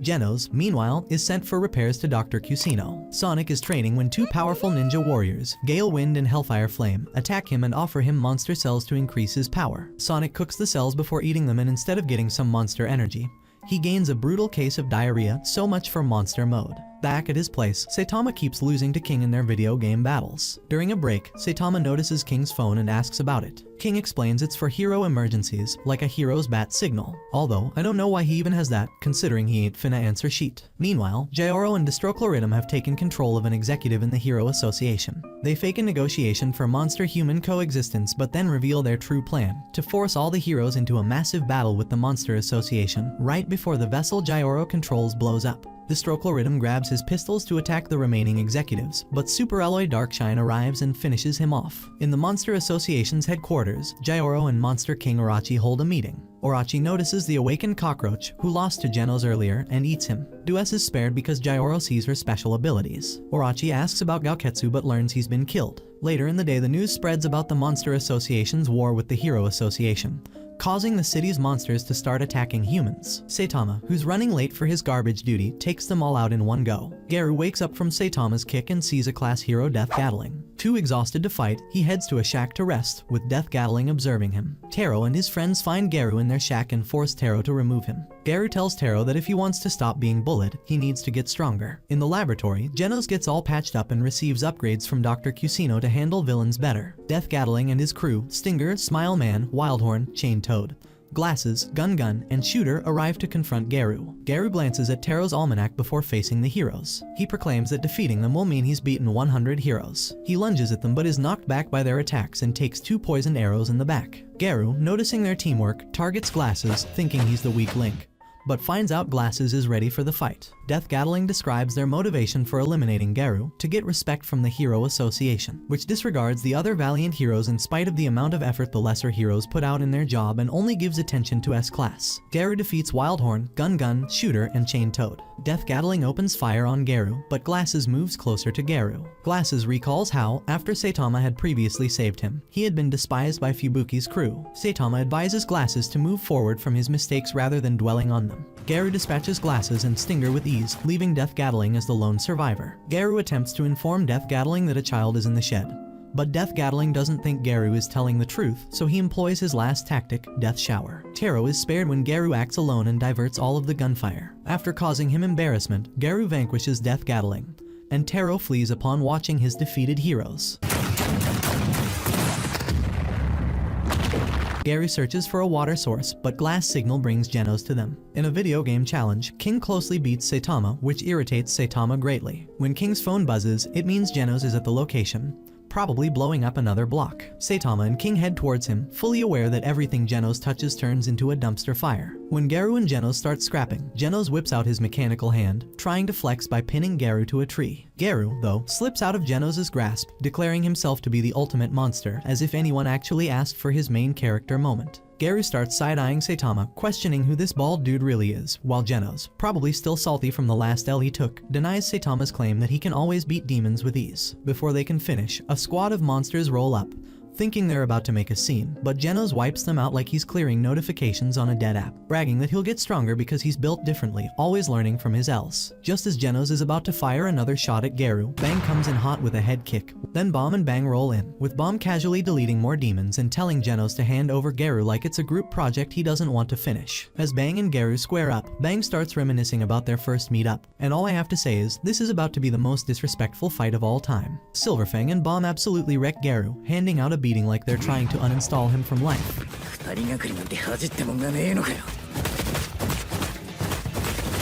Flashback to when Garu was a loner and Tat-chan, the popular kid, was living rent-free in everyone's heads. Remembering his early years as a lonely boy shadowed by a popular classmate named Tat-chan is a pivotal moment in Garu's hatred of heroes. Garu hates heroes because he believes that people become heroes not because they are genuinely good, but rather because they want to control the weak. This belief was reinforced when Tat-chan and his friends tormented Garu, calling him a monster and attacking him while he was acting heroically. Garu saw this as evidence of how society rationalizes cruelty by elevating the strong while demonizing the weak. As a result, he decides to play the part of a villain, subverting this system and distancing the idea that only heroes can utilize strength. In fact, Tat-chan and his crew ganging up on Garu wasn't even about something he did. He was just labeled a monster for existing, so they decided to throw hands, like bullies trying to farm clout. Just when Garu's about to catch another L in the present, Phoenix Man swoops in with the kind of last-minute save with whatever chaotic energy he has left. Garu bounces back, handing Fang and Bomb their own share of the roast, showing life isn't done throwing curveballs at him yet. On the other hand, Genos begins to lose hope and thinks he is unworthy since he was unable to defeat the enormous dragon-level monster. When Elder Centipede shows up with a loudhailer challenging him, Fang prepares to face him head-on. Elder Centipede's history was briefly provided by the Hero Association to King, who then lies to provoke the creature into fighting him by claiming that Blast, who is an S-class hero rank 1, had come. King is about to be killed by Elder Centipede until Saitama shows up and delivers a serious punch to it.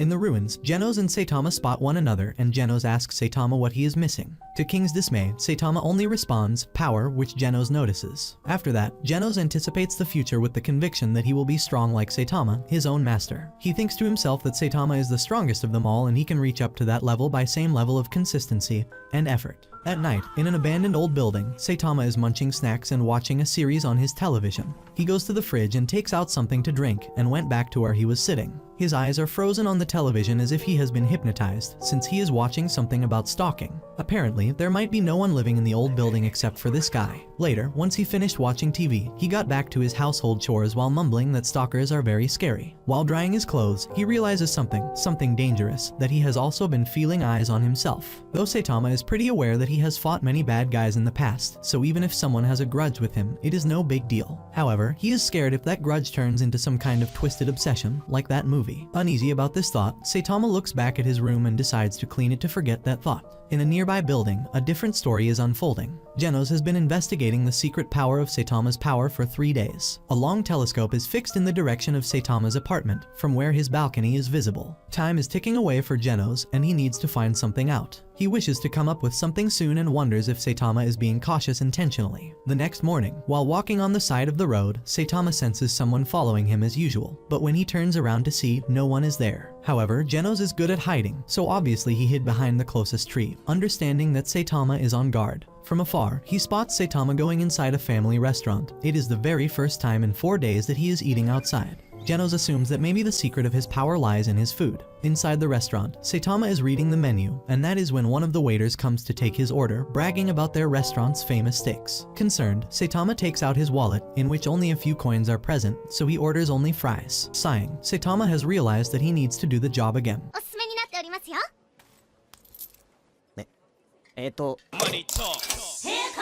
これで On the other hand, Genos is observing him from a nearby table. The moment the food arrives, Saitama gets shocked to see such a small portion of fries. When he notices only one long fry and the rest being small, he wonders how expensive things are getting. Disappointed, he leaves for the bathroom. However, as he leaves, Genos finds it very suspicious that this guy orders fries only. Upon getting back, Saitama is flushed to see his one long fry gone, so he asks the waiter about it. The waiter looks at him in shock because who would be questioning a single fry, though Saitama lets it go. On the other hand, Genos is the one who took his long fry, because someone like Saitama going to a restaurant and ordering such food makes him more suspicious about the food. Wearing gloves, he grabs the fry and comes to the conclusion that there is nothing special about his food, maybe since it looks normal no matter how he looks at it. But to be more cautious, he decides to send the data and analyze it as well. On his way back home, Saitama is furious about someone stealing his long fry. His doubts about having a stalker are getting stronger, so he hides behind a trash can until his stalker comes past, as the area he lives in is deserted, so he should be the only one around. However, if someone passes by, it will definitely be his stalker. It has been 2 hours and no one has shown up. Little does he know that his stalker is already stalking him from a bridge, wondering what this guy has been up to for 2 hours. Just then, Genos gets a call from the doctor about the completion of the analysis, so Genos decides to head back. Saitama has given up on his foolish plan. However, from a nearby drug cosmetic store, he hears people screaming and running to be saved from someone. A man, men's esthetician man, is putting some kind of cosmetic on people's faces and taking out their skin, laughing and claiming to make their skin as dry as a dead leaf. Seeing him being cruel to people, Saitama intervenes, warning the guy to be careful. Instantly, the guy recognizes his bald head, yet Saitama doesn't, so men's esthetician man reminds him that he is the wanted Class B criminal and was punched by Saitama. He admits that the shock of being defeated by Saitama made his skin dry out. Men's esthetician man even admits that he caused all these types of chaos to meet Saitama again. On the contrary, Saitama doesn't remember him, but something clicks in his head, and he assumes that only this guy can be his stalker and a French fry thief, as he admitted on his own that he was searching for Saitama. Before the men's esthetician man could run away, it was too late, and Saitama rushed towards him. Horror washes over the guy's face. Meanwhile, after looking up the data of the fries, Genos regrets it, as it is just normal fries, no different from an average person.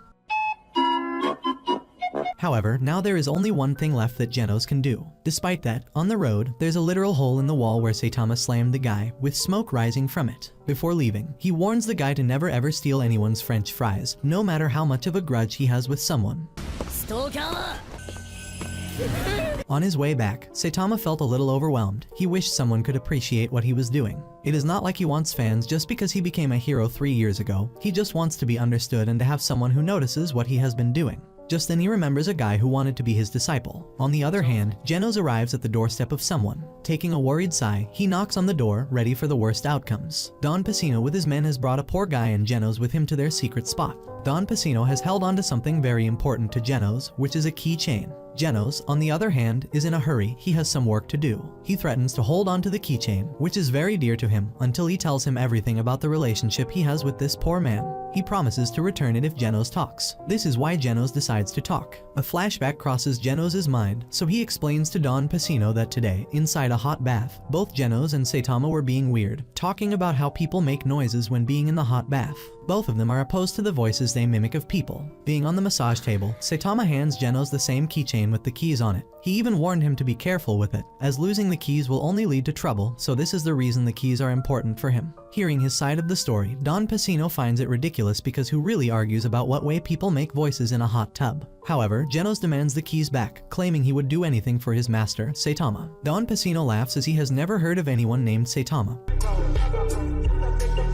But when Genos tells him he has a job to do that was given by Saitama, it intrigues Don Pacino to know about the job. Genos explains that Saitama and he were walking across the street. At that moment, Saitama thought that the chill was getting to him, so his gaze darted to a shop selling hot pot, which would obviously warm him up. Even the ingredients were on sale. Not having much money, they decided to split up the ingredients. So basically his job was to run errands, and he was not lying earlier that he was in a hurry. He is in the middle of the shopping center, hearing something so foolish pisses off Don Pacino. Geno's master asked him to go to 2 supermarkets. By analyzing those markets from a distance, he suddenly got an alert from a shopping district 5 kilometers away, and it is 4 kilometers to the store. This makes Genos realize that the disturbance is in the wrong direction. With that, he decides to arrive at the location to end the trouble. However, that is not it. He was 2 minutes late to the store, and the offer of the sale ended, which makes Genos furious. Upon getting all this information, Don Panico's patience is getting to its limit. He demands to know how Genos knew the man, the number 2 guy in the Typhon family. Genos advises the Don to be patient and explains further that as the sale ended,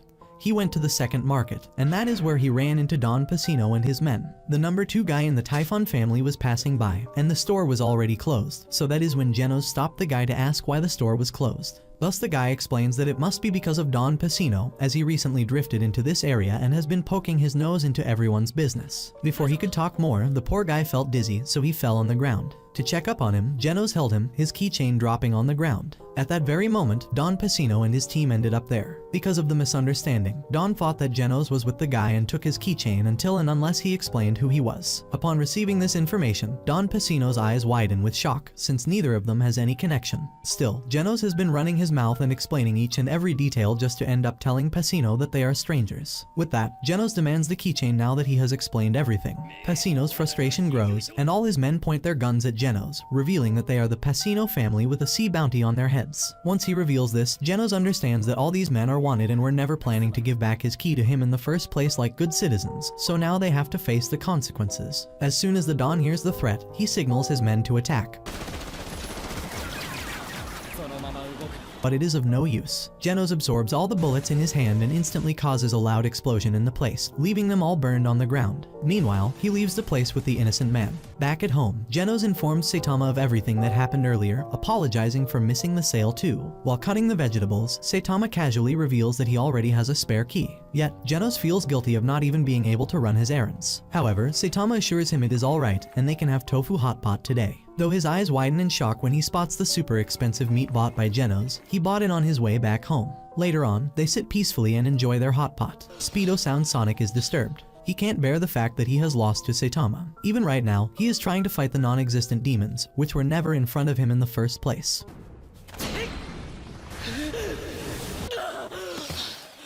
His attention is pulled when a voice breaks in. It is Frank. He confirms with Speedo Sonic if he is okay, but he has been getting these unspeakable dreams that just disturb him a lot. Frank asks him what kind of monster Saitama is, since Speedo Sound Sonic kept muttering his name in his sleep. Speedo Sonic stands in front of a statue of Saitama in a tree. He stares at it. He had never experienced stuff like this ever, and it is all because of the result of his defeat. He has become unable to feel the wind. It is getting harder for him to do his ninja techniques. No matter how hard he tries, he cannot imagine himself winning against Saitama. Later on, he sits with Frank, apologizing for always making him worry. Frank hands him the freshly made tea and assures him it is fine, as it is the same for him too. They can also see monsters they never could have imagined after living in the mountains for so long. He also confesses to having an enemy he wants to defeat, which is a scum of mountains. Frank shows Speedo Sonic the scar that enemy gave him on his hand. It is a wild bear. He explains that he always has a gun with him, knowing that to overcome the greatest fear, people have to face it. The next day, Speedo Sonic is taking a shower by the waterfall at the river, motivating himself to not be scared of someone as he is not that guy. Immediately after that, while going through the forest, he spots a wild piglet being attacked by the anaconda. Just then, the anaconda becomes Speedo Sonic's target for training. He moves swiftly, confusing the anaconda, but as soon as he imagines the anaconda as Saitama, his movements slow down and he backs off.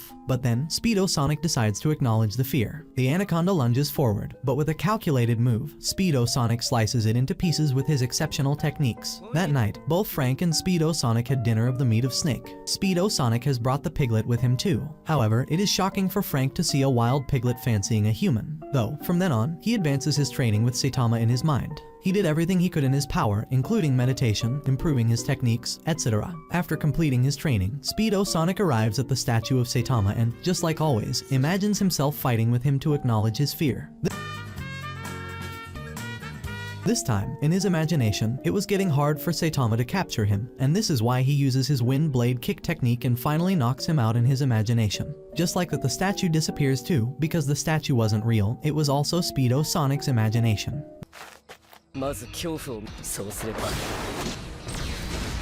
When Speedo Sonic thinks that he is now ready to leave, he informs Frank about it and leaves both Frank and the piglet behind. Instantly, after a few moments, something changes in the atmosphere. Frank could feel the danger he has been wanting to feel for so long is here. Frank loads his gun and points it out from where he senses it. However, as the bear comes out, it gets hard for Frank to shoot it correctly, almost impossible. Frank tries to protect himself and the piglet, but he is not able to do that anymore. He is on the ground, scared and waiting for his death, as the bear has trapped him by towering over him. However, everyone turns around instantly when a voice breaks in. It is Saitama. He decides whom to have for dinner. He likes bears, but piglets are better. But scared, the piglet runs away, so not having much of a choice, Saitama hunts the bear. Later on at his home, Genos asks his master if the hot pot is of bear's meat, and Saitama confirms that it is, as there has been a surge of wild bears wreaking havoc around there, and since mostly all the animals in the area are edible, Genos begins to eat the hot pot too. However, Saitama claims that piglets are tastier. At the same time, from a nearby building, Speedo Sonic is stalking Saitama, declaring to kill him once he meets Saitama once again.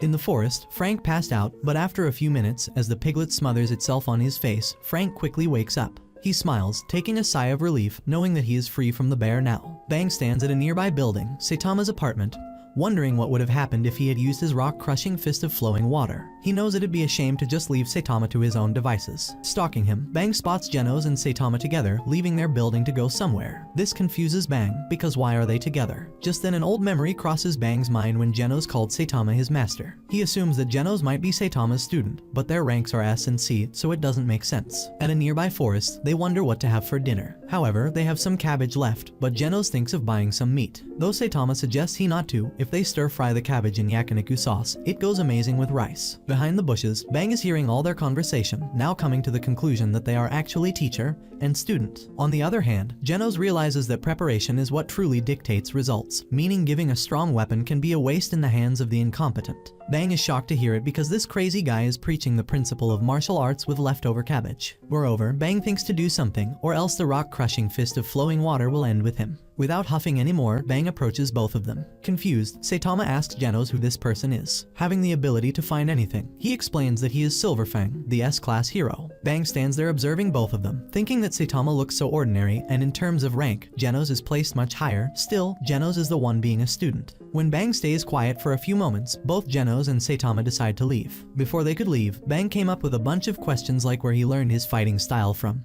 who his master was, or which style he practiced. However, Bang is astonished when Saitama tells him that he got strong with weightlifting. It is unreal for him because Saitama literally smashed the meteor using pure physical abilities. This shocks Bang, and he offers Saitama to join his dojo, yet when Saitama denies, Bang gives Saitama the address of his dojo and offers them to drop by some day. The next day at his dojo, Bang is meditating, but his patience is on the verge. He can't believe that they haven't arrived as he thought they would. Meanwhile, Saitama and Genos are shopping, and Bang follows them with his stalking skill, claiming that this guy is so inexperienced that he can beat him hundreds of times. Instantly, Saitama runs towards a truck, thinking there is a cat underneath it. However, Genos runs after him too and lifts up the truck. It was just a plastic bag, but now all the meat in the shop is run over by the truck. Just then, Bang interrupts, informing them about having meat that the Martial Arts Association sent over to his dojo. Hearing that, a grin appears on Saitama's face, and they quickly agree to go to his dojo. Upon arriving at the dojo, Bang decides to give them meat.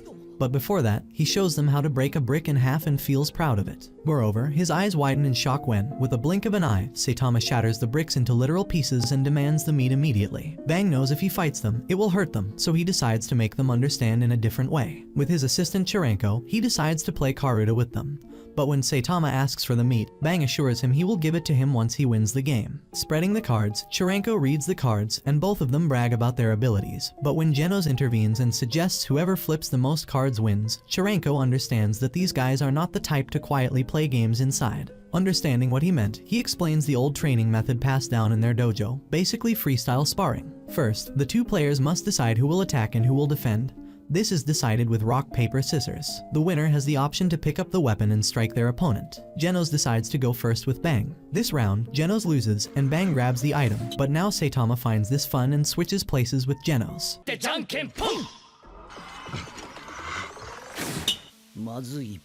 Alternatively, the same happens with Saitama too. But this time, Saitama is angry, he wants to win. More than 10 rounds have been done, and in each round Saitama has lost to Bang and gotten hit by the hammer.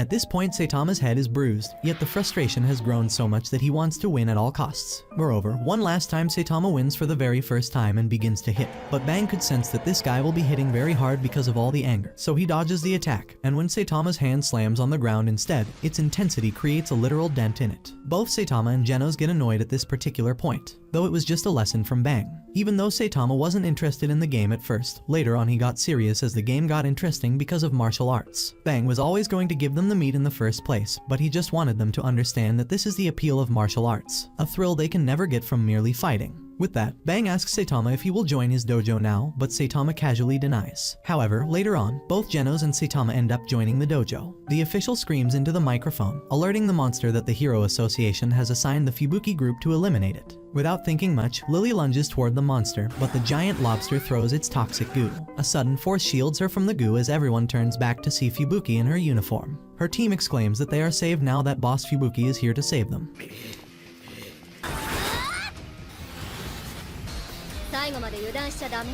Fubuki says that if Lily takes action like this again, she must be trained from the start. She lunges toward the monster and attacks it, thinking about how it will look good for the Fubuki group. The ground shakes as her power bursts forward, slamming into the monster and pinning it to a building. The fight ends quickly under her lead. The next day, everyone gathers in her office only to find that there is no mention of the Fubuki group in the newspaper. Her team members tell her how other news overshadowed their victory, so they only got a small portion in the newspaper. Someone points out that another monster attack in Z City took the front page instead. Fubuki throws the newspaper across the room and stomps away. Lily quietly says how she has been like this ever since her little sister got on the front page. But a team member corrects her, saying that Tatsumaki is not Fubuki's younger sister. Later, Fubuki gets into the train, lost in her own thoughts and suppressing tears. She takes a window seat and stares out quietly. Genos gets into the same train and is surprised to see Fubuki like this. He thinks about how she is a famous B-rank hero who formed her own group. He looks at her teary eyes and assumes maybe something got into them. He hasn't said anything yet. Fubuki notices the large boxes Genos brought on board. She looks at them and raises an eyebrow. Genos tells her that they're crabs, his latest grocery haul. Just then, he gets a call from his control office. He answers, and the officer on the other side urgently informs him that there is a bomb on a train, and the description matches the one he's on. The train also has issues, and it won't be able to stop anywhere except the next major station. Genos gets off the phone and quickly alerts everyone in the train about the bomb.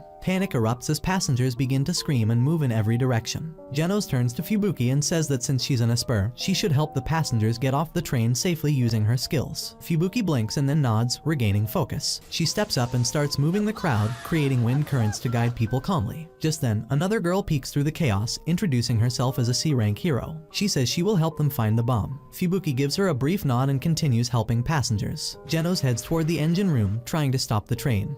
But no matter how hard he tries, it doesn't work. The brakes are non-functional. The train speeds forward uncontrollably. Just as it feels like disaster is certain, a higher power suddenly pulls the three of them out of the train. The train itself vanishes from the tracks and floats upward into the sky.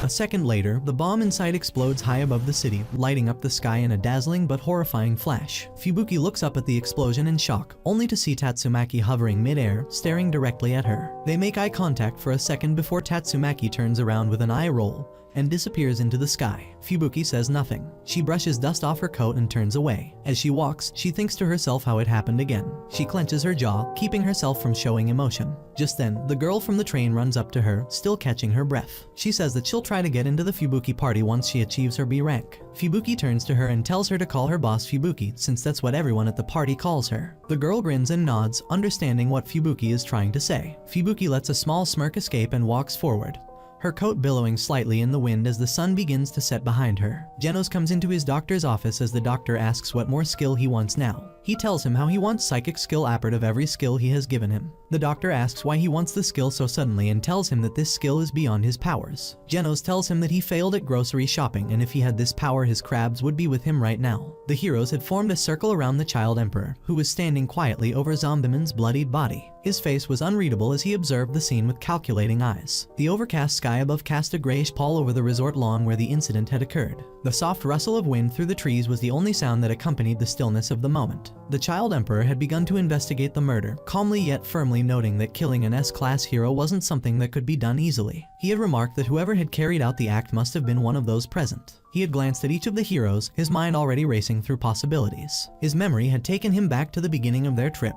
How all the S-class heroes had been invited by the Hero Association to relax at a hot spring resort after a taxing series of missions. He had remembered the way everyone had seemed eager, even childishly enthusiastic. The hot spring baths had been particularly popular, and many had lost themselves in idle gossip and immature banter. The female heroes had apparently spent part of the evening listening quietly to the boys' conversations, silently judging them for their foolishness while exchanging knowing looks with one another. As the evening had progressed, the head of the Hero Association had gathered them all for a short speech, urging them to let loose and enjoy themselves fully. The banquet that followed had been lavish. Food of every variety had filled the tables. Alcohol flowed freely, bottles of sake, beer, and wine passed from one hand to another. Some heroes had quickly become loud, slurring their words and laughing at nothing. Others had fallen asleep on the floor or in the corners of the room, unable to keep up with the pace. By the time morning had come, they had found themselves in this situation.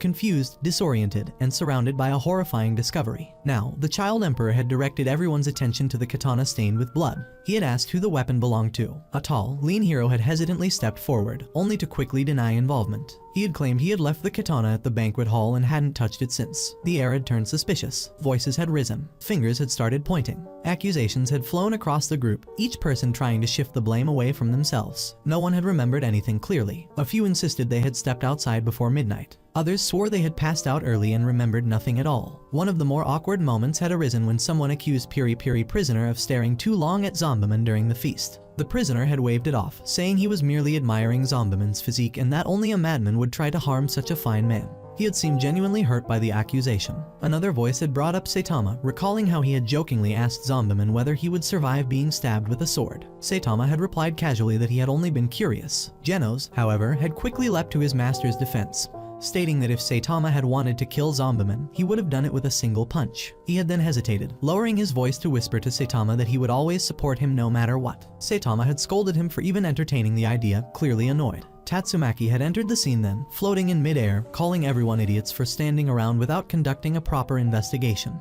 Her voice had been sharp, and her presence had silenced the group momentarily. At that exact moment, Zombiman had begun to stir. Gasps had filled the air as he slowly sat up, groaning. He had looked confused, clearly disoriented. Blood still clung to his neck, though it had dried in thick streaks. He had said he remembered drinking, and then recalled seeing a katana floating toward him, glowing with the same psychic aura Tatsumaki always gave off. She had immediately defended herself, screaming that she would never attack Zombiman, especially knowing he couldn't be killed. Zombiman had appeared unfazed by it all, brushing the incident off as a mere nap. He had told them not to worry and begun walking toward the breakfast table as though nothing had happened. Later, the head of the Hero Association had privately called the Child Emperor to review the CCTV footage. Together, they had watched Tatsumaki drunkenly float the katana towards Zombiman and laugh like a maniac. The footage had shown her stumbling, eyes wild, her laughter echoing unnervingly. The head had asked why she would drink that much in the first place, his expression unreadable. Meanwhile, Genos had followed Saitama down a corridor. Saitama had been muttering about how strange it was for someone like Tatsumaki, small and prideful, to act this way. Genos had informed him that Tatsumaki's pride had likely been damaged the night before when Saitama had casually called her a child. According to him, Tatsumaki had possibly attacked Zombiman knowing he couldn't die, just to prove a point, to show she was strong. Saitama had responded by saying she was terrifying. Genos had simply nodded. He had added that Tatsumaki always overreacted when someone referred to her size or treated her like a kid. Saitama had concluded that perhaps the real mystery wasn't the murder, but why anyone had agreed to attend the trip in the first place. That concludes the anime recap. As always, if you enjoyed, let me know down below and I'm out.